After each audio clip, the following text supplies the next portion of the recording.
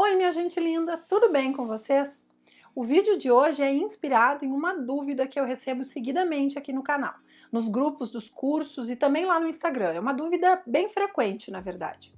O que fazer quando uma família não adere ao PAEF, lá no CRAS, ou não adere ao PAEF, lá no CREAS?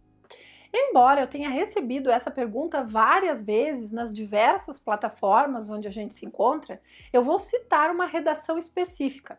Eu vou citar essa porque foi a mais completa que eu recebi. Um colega escreveu, abre aspas, queria perguntar o seguinte: como devo proceder com famílias que começam o acompanhamento em PAEF e acabam evadindo? Não aceitam frequentar nem os grupos nem os atendimentos particularizados. Só retornam quando tem demanda de cesta básica. No nosso CREAS, existe um documento em que consta a assinatura da família, informando que foi orientada, mas não deseja participar das ações. Posso usar esse mesmo documento no CRAS? E como fazer se a família não quiser assinar? Fecha aspas. Vejam que essa pergunta tem vários elementos, por isso eu vou abrir ela em vários assuntos. Eu achei a pergunta rica de potencial reflexivo para nós. Vamos lá responder essa pergunta e mais essa conversa? Eu sou Ana Pincolini e esse é o Suas Conversas.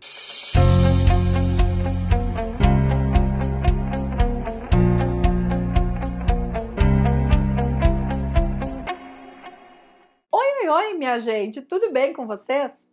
Vamos começar com uma breve introdução. O PAEF, que é o Serviço de Proteção e Atendimento Integral à Família, é o principal serviço do CRAS e se destina às famílias em situação de vulnerabilidade social. Embora todas as famílias do CRAS possam ser atendidas por meio do PAEF, nem todas terão indicação de acompanhamento. O acompanhamento é um processo sistemático destinado às famílias com maiores graus de vulnerabilidade social, como é o caso daquelas em situação de pobreza e de pobreza extrema, aquelas em descumprimento de condicionalidades de programas de transferência de renda e aquelas contrarreferenciadas ao PAEF por meio do PAEF, depois de encerrado o acompanhamento familiar especializado lá no CREAS. Já o PAEF, que é o Serviço de Proteção e Atendimento Especializado a Famílias e Indivíduos, que é o principal serviço do CREAS, ele se destina a famílias em situação de risco pessoal e social por violação de direitos. Aqui no PAEF, a situação é ainda mais agravada do que no caso das famílias prioritárias para o acompanhamento familiar lá no CRAS pelo PAEF. Então, no PAEF, nós já estamos falando de um acompanhamento familiar especializado, que busca incidir em situações de risco já instaladas ou na iminência de ocorrer. No PAEF, estaremos acompanhando famílias com situações de violência intrafamiliar ou doméstica, tais como violência física, psicológica, sexual e com outras situações de risco, por exemplo, negligência, situação de rua, trabalho infantil. Só que tanto no PAEF, lá no CRAS, quanto no PAEF, lá no CREAS, pode acontecer da família não aderir às intervenções. E aí, como é que faz, Arnaldo? Antes de dissecar essa pergunta e separar as respostas que eu preparei, se você gosta de uma boa conversa sobre os SUAS, já curte esse vídeo e se inscreve aqui no nosso canal para ser avisado sempre que tiver vídeo novo. Também visite o nosso Insta, que por lá eu divulgo os meus cursos. E se você trabalha no SUAS e está lá atolado em demandas, querendo uma luz para tirar o seu CRAS do plantão de emergências, e que essa luz não seja o trem, como eu sempre digo, eu sugiro o meu livro Psicologia que Sobe Morro e Desce Ladeira. No livro você encontra 10 vinhetas não clínicas sobre a psicologia no SUAS, além de experiências que não servem só para psicólogos, mas para todos os profissionais do CRAS. E um relato, por exemplo, sobre a superação do velho plantão social. Assim, no miudinho da desconstrução. Bom, minha gente, como eu dividiria essa pergunta que o colega fez? Eu faria quase uma dissecação dela, separando em vários assuntos. E eu vou começar deixando claro que eu não vou entrar no tema da não adesão, eu não vou problematizar isso, o que é não adesão, o que a pessoa está considerando não adesão. Nós vamos dizer que houve, de fato, várias tentativas, várias estratégias para sensibilizar a família. Vamos dizer que orientamos, que falamos da importância, que refletimos sobre os fatores que estariam fazendo com que a família não tivesse o desejo de ser acompanhada e que tentamos possibilitar, enfim, sensibilizar tudo isso, mas que mesmo assim a família não deseja o acompanhamento. Primeira coisa, as famílias podem recusar. O nosso trabalho é sensibilizar, é fazer refletir, é mudar a estratégia, é tentar outras estratégias, é construir vínculo, é fazer o possível. Mas a família pode não querer aquele acompanhamento, seja ele no PAIF, no CRAS ou no PAEF, no CREAS. O princípio da legalidade, lá no inciso 2 do artigo 5º da nossa Constituição, diz o seguinte, abre aspas, ninguém será obrigado a fazer ou deixar de fazer coisa alguma, senão em virtude de lei, fecha aspas. Ou seja, eu não posso obrigar uma pessoa a frequentar um serviço público, até porque a administração pública está submetida ao princípio da legalidade. Se a pessoa não quer frequentar, ela pode recusar. Isso acontece inclusive nos atendimentos de saúde.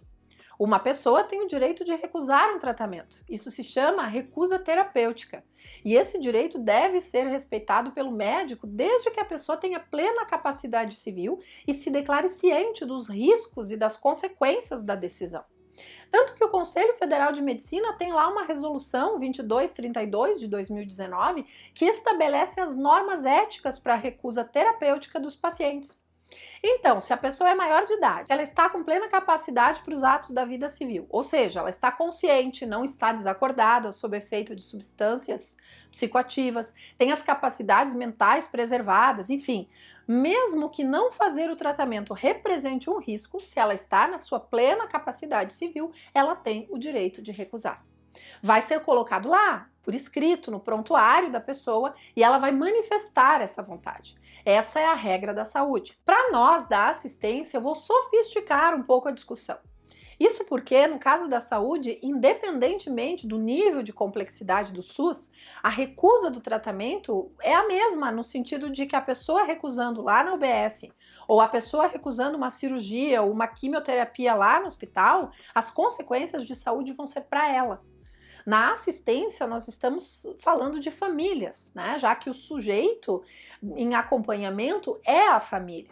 E as consequências de interromper esse acompanhamento ou de não aceitar esse acompanhamento poderão incidir sobre pessoas que não têm total poder de decisão sobre isso, como é o caso das crianças e adolescentes. Outro adendo é que, para nós do SUAS, os procedimentos têm que ser diferentes. Uma coisa é a não adesão da família por meio de seus representantes, né, ao acompanhamento no PAIF.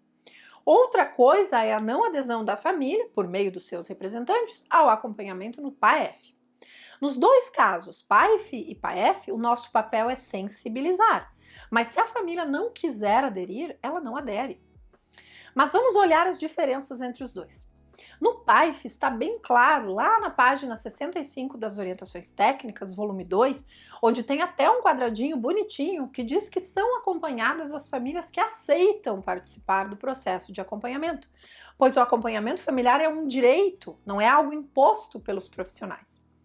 Então, sendo o PAIF um direito e não uma obrigação, tudo bem se a família não quiser participar.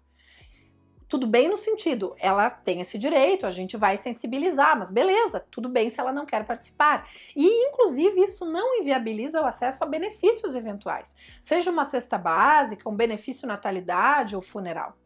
Não participar do serviço não impede a pessoa de receber benefício eventual, porque o benefício eventual também é um direito, e é um direito das famílias, previsto lá na LOAS. Inclusive, fere a lei ser exigido algum tipo de contrapartida da família para acessar um benefício ao qual ela tem direito. Se a gente voltar para o exemplo da saúde, vamos pensar o seguinte: se eu preciso fazer uma cirurgia do coração, mas em função dos riscos eu recuso, eu assino lá que eu não quero fazer. Não pode o médico me dizer, olha, já que tu não quis operar, não recebe mais a medicação. Peraí, uma coisa é uma coisa, outra coisa é outra coisa, como se diz, né, por aí. Então, a participação nas ações do PAIF é via sensibilização mesmo. Tentar conquistar, tentar usar outras estratégias, tentar mostrar a importância, mas respeitar a autonomia da família a recusar, porque afinal, recusa também é uma forma de expressar a sua autonomia. Por mais que o nosso papel seja o de sensibilizar. Então, no PAIF, eu não recomendo ter documento de recusa para assinar. Eu acho que a participação da família, a participação da família é voluntária, pronto, e ponto. Isso não interfere em nada no acesso aos benefícios eventuais. No caso do PAEF, eu vejo as coisas de modo diferente. Não em relação aos benefícios eventuais. Benefícios eventuais são um direito, a pessoa não precisa aderir a nenhum tipo de acompanhamento para acessar. Mas em relação ao acompanhamento especializado, eu penso que temos que ter cuidados diferentes em relação quando comparado com o PAEF. No PAEF, estamos diante de uma família com um ou mais dos seus integrantes em situação de risco pessoal e social por violação de direitos dentro dessa família, em violência doméstica, em violência intrafamiliar. Existe alguém ali naquela família, seja uma criança ou adolescente, uma mulher, uma pessoa idosa, enfim, que sofre alguma violência ou negligência intrafamiliar ou doméstica. Senão isso nem teria sido encaminhado para o CREAS. Embora valha a mesma coisa, no sentido de que ninguém é obrigado a fazer ou deixar de fazer nada, senão em virtude de lei, de modo que a família não é obrigada a aderir ao acompanhamento em PAEF, aqui eu acho importante sim a gente ter um documento para assinar a recusa. O motivo de ter esse documento não é para ser policialesco, é porque mesmo a família não querendo acompanhamento, e ela pode não querer, não dá para ignorar que alguém na família está em risco social. No caso do PAEF, existe um motivo para esse documento de assinar. A família tem que estar ciente de que um órgão de defesa de direitos vai ser informado do risco que um ou mais de seus membros está correndo. Por analogia, da mesma forma que na recusa terapêutica lá na saúde, eu, profissional, preciso informar para a família as consequências dessa recusa. Simplesmente dizer para ela, olha, alguém está em situação de risco e possivelmente vai continuar em situação de risco. Nós temos que informar as autoridades. A família tem que estar ciente de que nós, profissionais que respondemos a um código de ética, somos obrigados a informar os órgãos de defesa de direitos, órgãos como Conselho Tutelar, Delegacia, Ministério Público ou Poder Judiciário. Isso, na verdade, não é opcional. É uma das situações em que os nossos códigos de ética autorizam romper o sigilo, quando alguém está em situação de risco e nós temos conhecimento disso em função dos nossos atendimentos.